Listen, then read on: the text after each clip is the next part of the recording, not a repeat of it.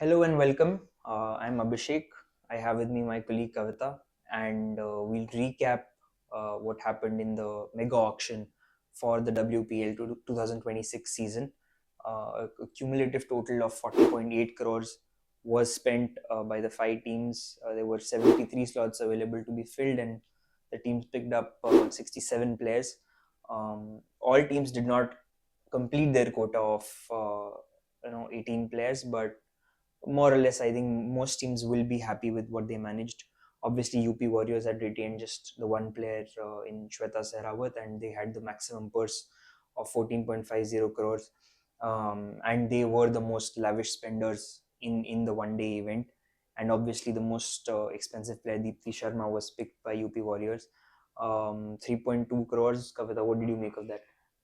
So looking at how it started, the 2 day, I mean, the first two bids went off in a more like contrasting manner, with the first player going unsold and then Sophie Devine getting a lot of bids going for her, eventually going for 2 crores for to Gujarat. Then when Deepthi came, there was a bit of a silence, and we were a little surprised to see the World Cup winning team player, the MVP of the tournament, just having some silent, no discussions among teams. Then suddenly Delhi, I think, took the chance and said, okay, we'll raise the price 50 lakhs. And that this is when the RTM rule, that is newly introduced to the WPL cycle and this WPL season, saying, okay, UP Warriors have that right, have that provision to do that, and they did avail it. And after quite a bit of a discussion, Delhi Capital said 3.2 crores. So from 50 lakhs to 3.2, that was a staggering jump. And it was quite quick that Abhishek Nair and the team just jumped at it, saying, yeah, we will get her back. And that kind of showed the faith that they had in the Indian all-rounder. So her going back to UP Warriors is a big deal. She did captain the side last year. They had fleeting success, a bit of a dry run, but I think in the end this might be a very good move by them, because they do have a little bit of familiarity within the squad. Yeah, but like I frankly expected a slightly higher price for Deepthi Sharma, and a lot more interest from other teams as well. Yeah.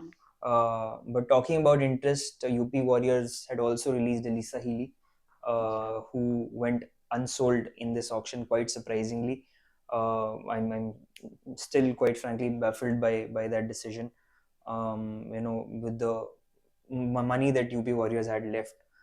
Even Alana King, for that matter, who's played in the WPL before, she's still only 30, and it's not as if age is a factor there. And I mean, this was quite the trend with the overseas players, wherein Chamari Attapattu did not come Yeah.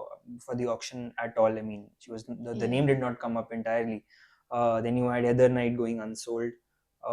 So yeah, quite surprised by how those the auction transpired in that way. And on the other end, there were certain players like S Meghna, who's been with Yeah. RCB previously.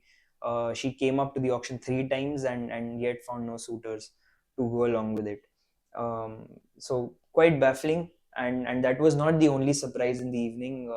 Shikha Pandey, Oh. who's played with the Delhi Capitals, was she listed at a base price of 40 lakh and earned a six-time increment, and was picked by UP Warriors for 2.40 crores.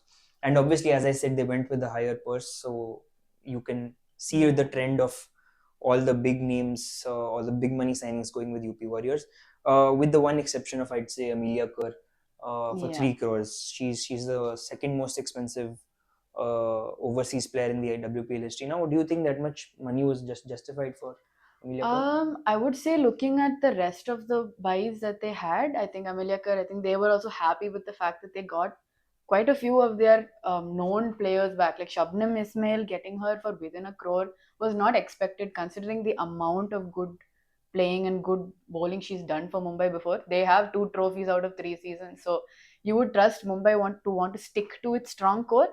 And dishing out Mealy with only less than 6 crores in their bank, giving out 3 crores, we thought, okay, Mumbai maybe took a wrong step there, little too much money. But they managed to get back Shabnim Ismail, I think Saika Ishak, Sanskriti They went on Gupta. a buying spree towards the end of Yeah. the auction when a lot of uncapped names came up, Yeah. and they picked up a lot of players for 10 lakh, the base price. Yeah, 10 lakh. And I think that is also a familiar thing that we have seen with Mumbai Indians, where their scouts do a lot of the good job during the domestic season to take up names and bring them up to the team like heads to get the younger players in.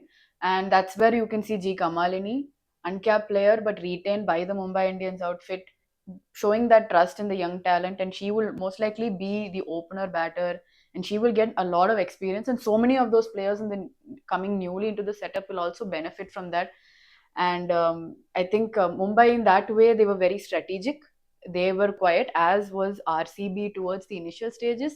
I think RCB played it very, very, very strategically. Their head coach, in fact, Malolan, post auction, he said that he was surprised by the amount of money flying Yeah. around, and goes to show their strategy. I think they had just had a couple of players who were over 1 crore, and No, no, most of them, nobody. All of them nobody, were. All of them were within all one of them crore. were within 1 crore. So that just goes to show how well they planned their strategy in the auction. Yeah.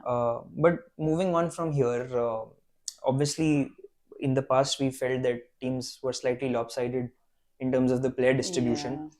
Yeah. It's a more level playing field now, with UP Warriors and Gujarat Giants strengthening their sides massively. Definitely. But if it comes down to the playing 11, who do you think has the strongest side, Uh, on paper at least? Personally, I would say, looking at how they went by it, I think UP Warriors has a probable solid playing 11, barring maybe a wicketkeeper conundrum that they might have. But I think Abhishek Nair, the new head coach, is entering new season and already throwing comments like they have identified a wicketkeeper within their squad that we are apparently unaware of.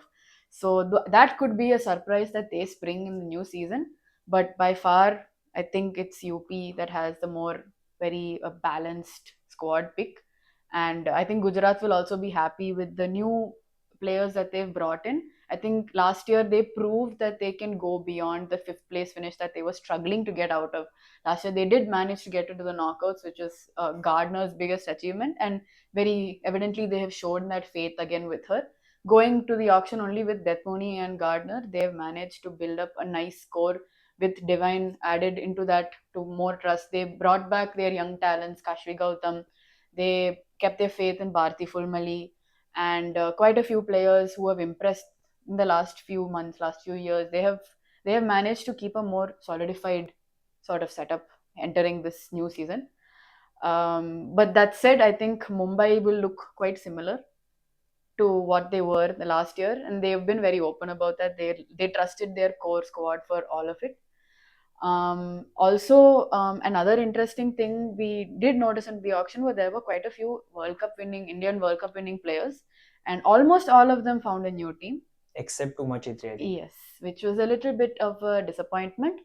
She was with the UP Warriors for I think 2 seasons, but she wasn't picked this year.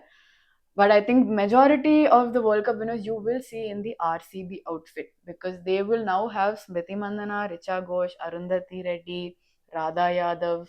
That's a good chunk. That's four people out of that squad. They will also enter with a little more to prove, because last year was not the most ideal season for RCB.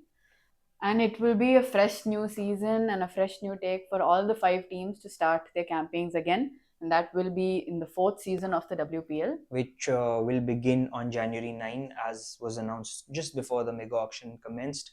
It'll run till February 5, and the venues will be Navi Mumbai and Vadodara, the newly constructed stadium in Vadodara, which Kavita knows quite well. Yes, I covered the Vadodara leg of the WPL last year there, and it was a very, very energetic and enthusiastic crowd that came for every match, even if it was not their home team. So I am personally very excited to know that WPL will go back to Vadodara, and it will be a great new thing for the teams and the people there. But barring that, it will be a new season. A lot of players hoping to prove themselves before the T20 World Cup in June. That will be taking place in England. A lot to prove, a lot to do, and for all the related stories, for the news, and for all updates, follow Sportstar.